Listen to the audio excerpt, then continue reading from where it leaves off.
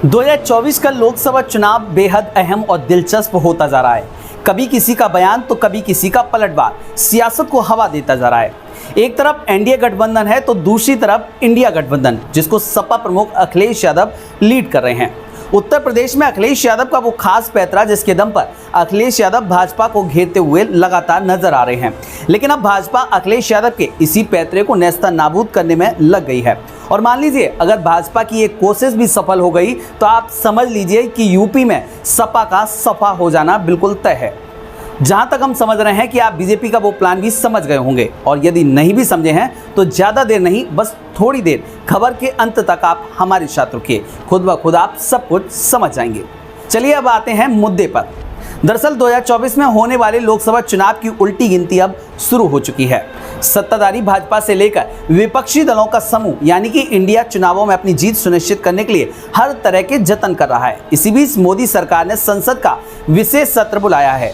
हालांकि ये किस लिए बुलाया गया है इसकी जानकारी अभी तक सामने नहीं आई है, मगर ऐसी चर्चा है कि पिछड़े वर्गों के उपवर्गीकरण के मुद्दे पर बनाए गए जस्टिस रोहड़ी आयोग की रिपोर्ट को इस सत्र में पेश किया जा सकता है। आपको बता दें कि सबसे ज़्यादा लोकसभा सीटें वाले राज्य यानी कि उत्तर प्रदेश में ओबीसी वोटों की अहमियत बहुत ज़्यादा है। ऐसा कहा जाता है कि यहाँ ओबीसी वोटर किसी भी कैंडिडेट की जीत और हार को तय करते हैं, इसलिए यहाँ ओबीसी वोटों की राजनीति खूब होती है। हाल ही में सियासी पन्नों को अगर हम पलटें तो अखिलेश यादव पीडीए यानी कि पिछड़ा दलित अल्पसंख्यक का नारा देते हुए चुनावी हुंकार भर रहे हैं, और इसी के दम पर वह इन्हीं तीन वर्गों को साधने की कोशिश भी कर रहे हैं। वहीं दूसरी तरफ यूपी से सटे बिहार में भी ओबीसी वोटों की राजनीति हो रही है। वहां के सीएम नीतीश कुमार ओबीसी और दलित वोटों को साधने के लिए जातिगत जनगणना करा रहे हैं। अब ऐसे में सवाल ये उठता है कि अगर मोदी सरकार जस्टिस रोहड़ी आयोग की रिपोर्ट को लागू कर देती है तो फिर क्या क्या इम्पैक्ट होंगे।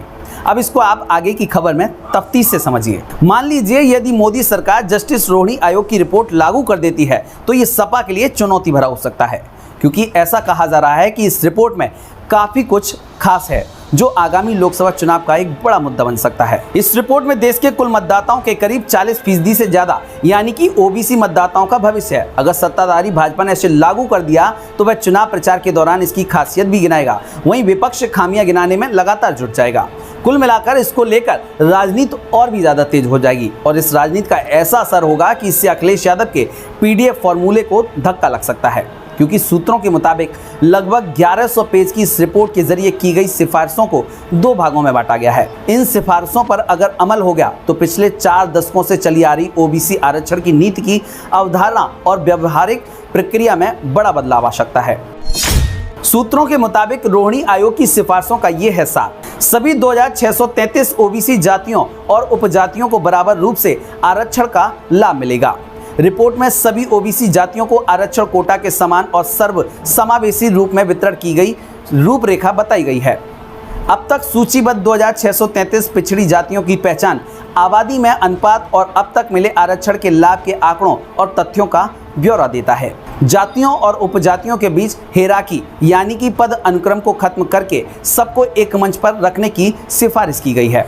अब सबसे बड़ा सवाल यह उठता है कि उत्तर प्रदेश में सपा चीफ यादव और गैर यादव ओबीसी वोटों को साधने की जुगत में लगे हुए हैं। ऐसे में अगर जस्टिस रोहिणी आयोग की रिपोर्ट लागू हो गई तो फिर उसके बाद अखिलेश यादव क्या और कौन सी रणनीति बनाएंगे, यह देखने लायक बात होगी। कुल मिलाकर इतना जरूर कहा जा सकता है कि आगे आने वाले दिनों में कई तरह के सियासी उठापटक आपको देखने को मिल सकते हैं।